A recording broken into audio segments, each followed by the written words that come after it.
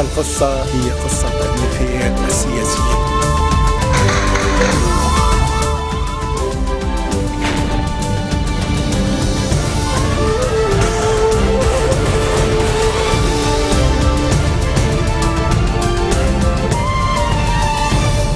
Good afternoon. You're watching the English newscast on Future Television. I'm Linda. These are today's top stories.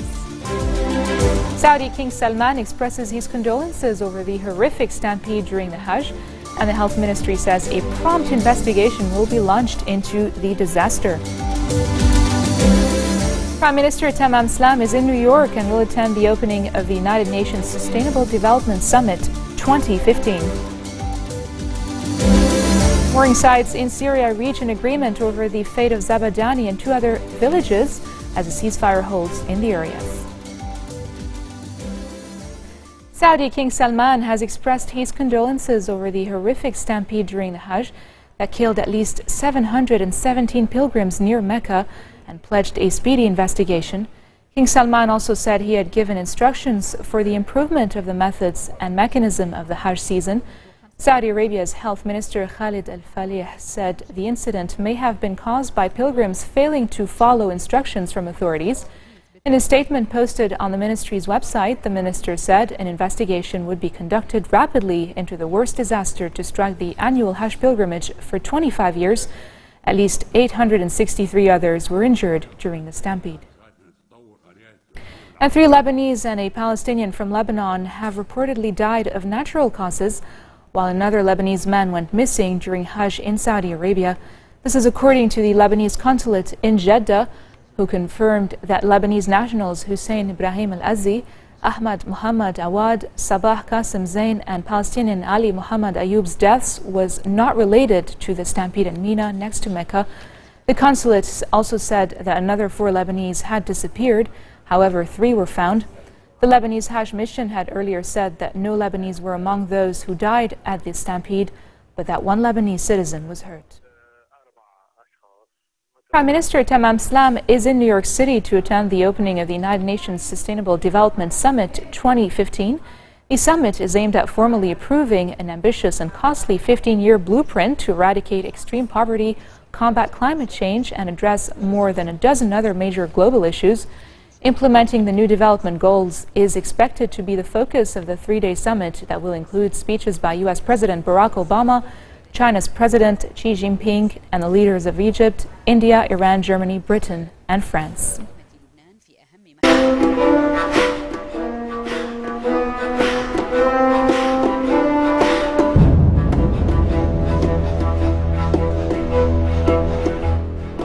Warring sides in Syria have reached an agreement under UN supervision over the fate of 2 villages in the northwest and a town near the Lebanese border as a ceasefire held in the areas. The deal included the withdrawal of rebel fighters holed up in the mostly government-held area of Zabadani near Lebanon and the evacuation of civilians from the Shiite villages of Fu'a and Kifraya under rebel siege in Idlib province in northwest Syria. The evacuation of wounded people from both sides began early this morning. Very tight security was implemented in New York ahead of the Pope's visit to the United Nations. Pope Francis has just addressed the UN General Assembly and visited the 9/11 memorial this morning. Thousands lined up along Fifth Avenue on Thursday to greet him with cheers as he made his way in his open-sided Pope Mobile to the center of St. Patrick's Cathedral. Speaking during a packed event evening prayer service, Pope Francis has expressed closeness with the world's Muslims after more than 700 pilgrims were killed in a stampede outside the Islamic holy city of Mecca. And coming up next, co-founder of You Sting movement, Asad Tebyan, is in our studios. Stay tuned.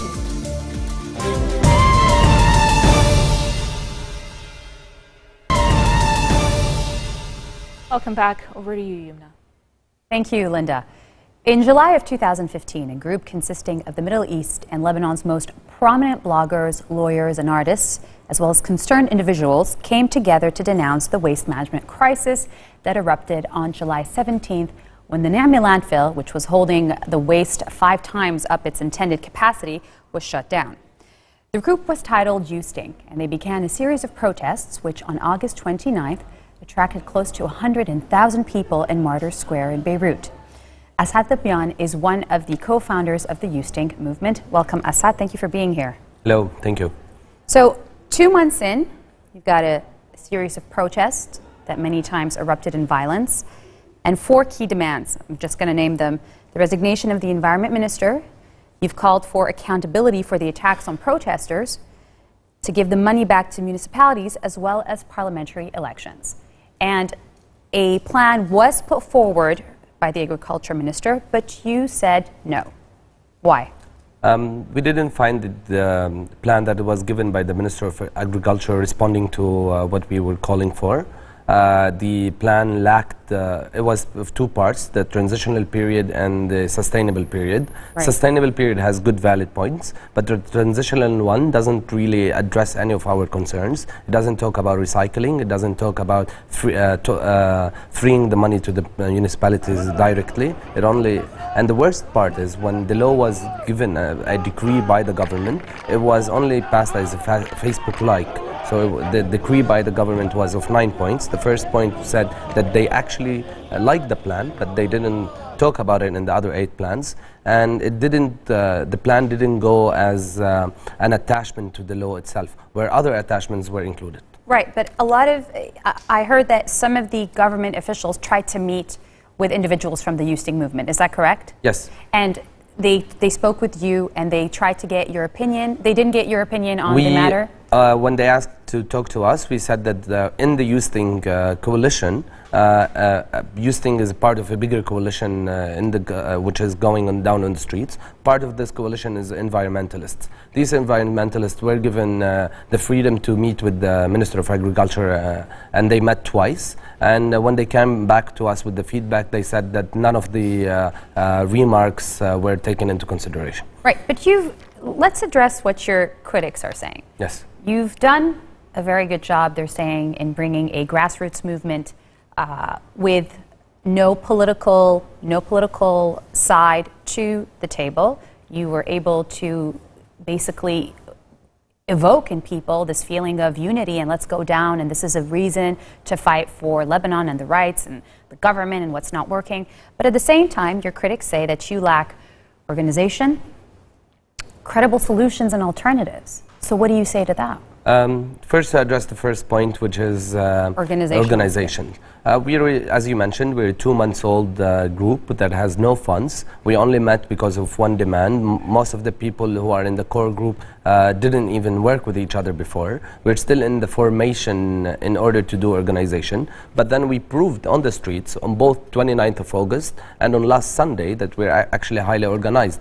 We were able to gather more than 100,000 people in a square at one time, leave at the same at another time. No riot, no problems. And then on Sunday, we were able to march peacefully, step by step, until we reached the closest borders to the parliament, without even when facing riot police. So this diffuses the idea that we're not really organized. But at the same time, there is a big coalition, and there is a lot of groups that are being formed underneath, or are freshly formed. And this will take some time until you find management for this. So you're saying that you're still young and there's still room for growth. And so until you find a more, you're building up, of course, basically. That's one. And second thing that is said that we don't have solutions, that is also not true. Since this day one, we had 4 demands. The demands are still the same.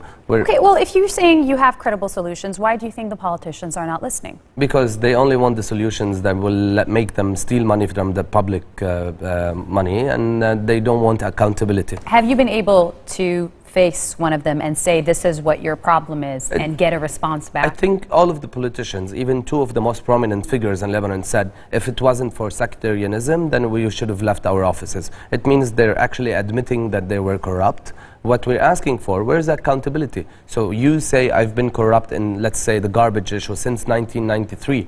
Until now, 22 years, you admit you're being corrupt, and then you say, but we're not going to do anything about it. That is so wrong. That's not being responsible. This waste management crisis, a lot of people said, and critics have said, analysts have said, it was the straw that broke the camel's back, because there are so many problems in Lebanon, from electricity cuts to water shortages to parliamentary elections, which have not taken place for the since parliament 2009. Twice. Right. So Do you think that, you should have started with one thing, which also I hear a lot. They just should have started with the garbage crisis, try to get that resolved, and then move on to other. That's what we're actually doing. Our group, Youth Think, only started with the garbage issue. All our actions since day one until now are sticking to the garbage issue. We believe that when we resolve this, we move to another and tackle another issue. Where are you in the process today? When you think about it, 2 months in, these protests have resulted in some of your friends ending up in hospitals, wounded, being hit, being beaten with batons, and there's been more than 2 protests now. We mentioned 2, but there's been many more. This is the price of calling for your demands, and I myself, I was arrested, I was beaten, but this is a price we should all do if we want a better country to live in. Where we are, we've managed to do a lot of success. We stopped the government from dividing the solution into six monopolies like Suclean. We are making them talk about freeing the money to the municipalities. Right, they've talked about that. Nothing's been done yet. That's what you're saying. Yes. Okay. And we were able, and this is the most important thing, to shift the focus from 2 sectarian speeches that were in the country and give the people a new way of voice, I would say. Yeah. Do you feel like you're losing momentum right now? There's a momentum loss. It was a little bit more powerful, we felt, in the beginning, and now 2 months in, it's a little bit withering down. Do you feel that at all? Not at all. I see it that Sunday was a challenge, and we succeeded in Sunday. We were able to group thousands of people to the street again, regardless of all the rumors that were thrown at us. Why do you do it? Why a march? Why a march from... There's different tactics. We tried demonstrations, we tried march, we tried sit-ins, we tried hunger strike. Okay, well, what's next? All these, as you said, have not resulted in anything efficient that you've seen so far. Last Monday we announced as Youth Think movement, we're going back to the bases. We're doing non-violent direct actions, and we started one on Tuesday where we did something that is fun, playing with soccer in front of the parliament of the dialogue session, because we thought that they're wasting time. We're wasting time the same way and throwing the ball to their playground. We have an action that is going to happen in a few minutes in the airport. It's mostly to get attention. It's mostly to get them to tell them the pressure is still there, but we also have escalation movements that are going to be happening in the few days. The last question I have for you is, you've also, on a more positive side, given hope to a lot of people who feel very hopeless about this country, because they'll say if a grassroots movement can do it, then somebody is taking care of this, somebody is doing something. Do you feel now there is pressure to continue? Definitely. We announced on Monday that we may have made some mistakes. We apologize for them. We're addressing the Lebanese public directly, very transparent, and we think that the fight must go on. It's not about Assad, it's not about the Youth Think people. We may step aside, but other people should take the torch and move on. We need to change this country. We can't allow our children to live the same situation we're living in. All right. Well, thank you for being with us today. Thank you. That was one of the co-founders of the Youth Think movement, talking about the path and what is to come. Back to you, Linda. Thank you, Yumna. This marks the end of our bulletin for today. Now for a reminder of our top stories. Saudi King Salman expresses his condolences over the horrific stampede during the Hajj, and the Health Ministry says a prompt investigation will be launched into the disaster. Prime Minister Tamam Slam is in New York and will attend the opening of the United Nations Sustainable Development Summit 2015. Warring sides in Syria reach an agreement over the fate of Zabadani and 2 other villages as a ceasefire holds in the area. That's it from Yumna Naufal and myself here at Future Television. Thank you so much for watching us. القصة هي قصة تاريخية سياسية.